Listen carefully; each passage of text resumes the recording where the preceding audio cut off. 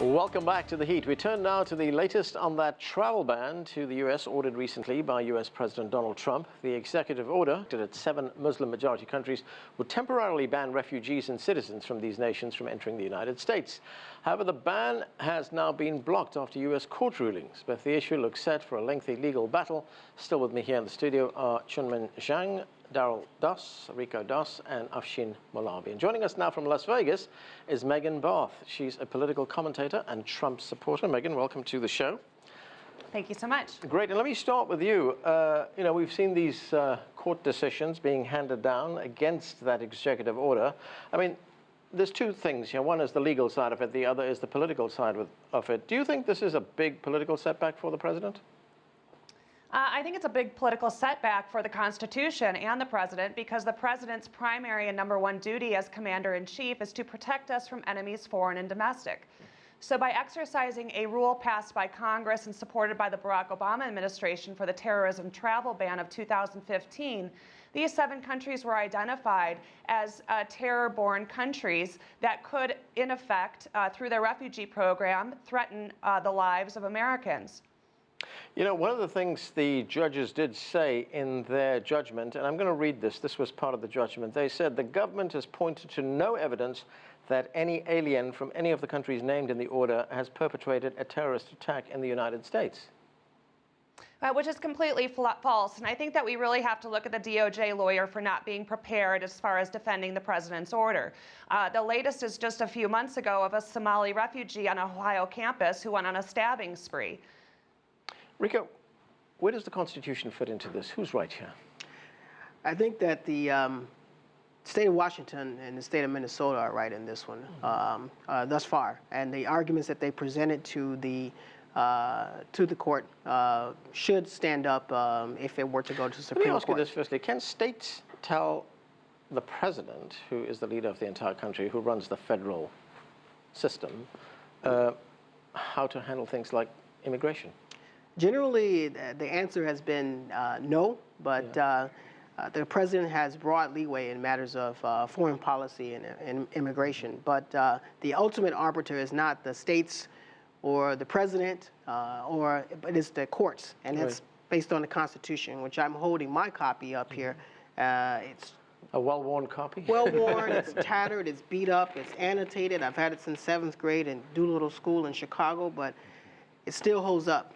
And I think that a policy that is exclusionary and doesn't follow the tenets of the Constitution likely won't hold up. And I think that the administration will likely choose to rewrite it in a way that does protect America, which is of utmost importance, but also does not infringe on the rights of thousands of people who have applied to and sought interest into the United States.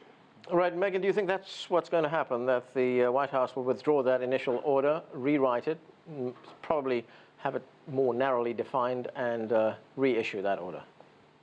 Yeah, I think so, because I think they'll just be spinning their wheels by trying to appeal with the Ninth Circuit Court, which has been overturned more than it's been upheld because of its radical views outside of the Constitution. And I have to take issue with states having more power than the president when it comes to our national security. That's simply not correct. The federal immigration laws on the books are under the authority of the executive branch, not some appointed judge out of the Ninth Circuit Court. And furthermore, I do believe that the executive order will be rewritten, and they won't go for appeals, nor will they go to the Supreme Court because of the Supreme Court makeup at this point. Afshin, to what extent, when we're looking at this going on here at the moment, to what extent is it something of a lesson on the separation of powers, on the whole system of checks and balances? I think it is. It's there's a civics lesson going on, as we speak. And I'm not a lawyer, and I get confused by this circuit or that circuit, this appeals court and that appeals court. Right. But I do know, something about this world of terrorism and what the intelligence analysts are saying. And what the intelligence analysts are saying is that, those countries, Barack Obama was also wrong to put those 7 countries on that ban. If you look at the actual numbers of jihadists that come out of it, frankly, Tunisia creates the most jihadists per capita in all of the region. I'm not suggesting that we should put a Tunisia ban on, but I'm just saying that that's the way it is.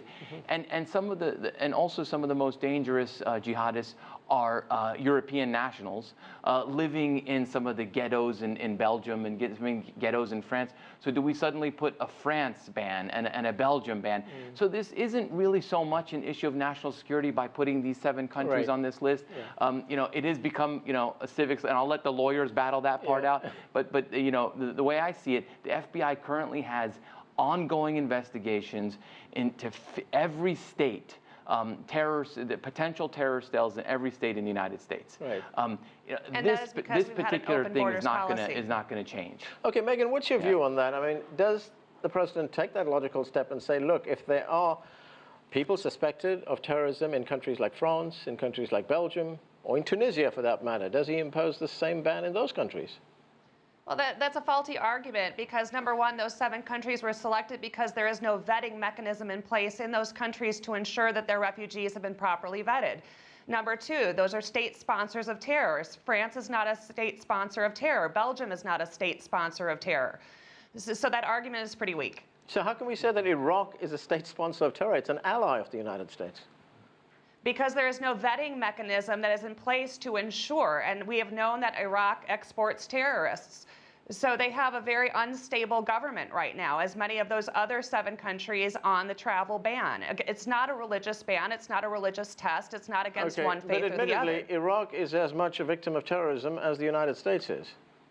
Correct. Yeah. And so why Congress identified that state or why Obama identified that state remains to be seen or known. However, they must have good reason for choosing those 7 countries because of the sponsorship of terror, the export of terror, as well as the inability to vet their own people as far as refugees are concerned. Okay, Rico? If you have the president has promised extreme vetting. We've heard this so many times, and we have dedicated professionals who work for the Department of Homeland Security whose job it is, and I think we've done a pretty good job over the years of doing the vetting, of doing the screening that necessarily takes place before people come into this country. And those countries that are named have some of the more stringent vetting already before the advent of the Trump era. Also, would it be fair to say that the United States has one of the most stringent vetting systems for refugees of any country in the world? I mean, it takes people are not just waltzing in here, holding up their hands saying, hey, let's go to the U.S. It's, again, it's a very careful and dedicated process, and this undermines the confidence and the morale and the workers who work overseas and who do the vetting, the people who work in Syria and Iraq, et cetera. Okay, before we run out of time, Chunman, I want to get your view. How much interest is there in China in all of what's going on here? Although there are no Chinese refugees under scrutiny, but I think Chinese people are very interested in the issue, not just about the travel ban, but also like an idea or policy of building a wall or withdraw from the TPP.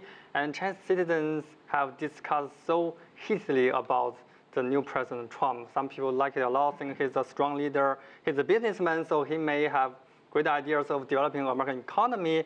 But some people think he's too nationalist. He may, take a very, very radical move than his predecessor. So there are a lot of discussion. People have very divergent opinions about him. But is he big news in China? I mean, do people follow what he's doing? He's big news every day. And one of the reasons for that, I guess, is because he does promote this very strong business philosophy, which is appealing to the Chinese. Yeah, he's a businessman president. Everybody talks about that, right? Okay. And he wants to make deals with China. He used to think Taiwan can be negotiable, but actually it turns out it's not. But he may use other means, other issues to bargain with China to follow a better deal. That's where we have to end it. Thanks to all of you here in the studio for being with us, and thanks to Meghan Barth from Las Vegas for being with us. Thanks, Meghan.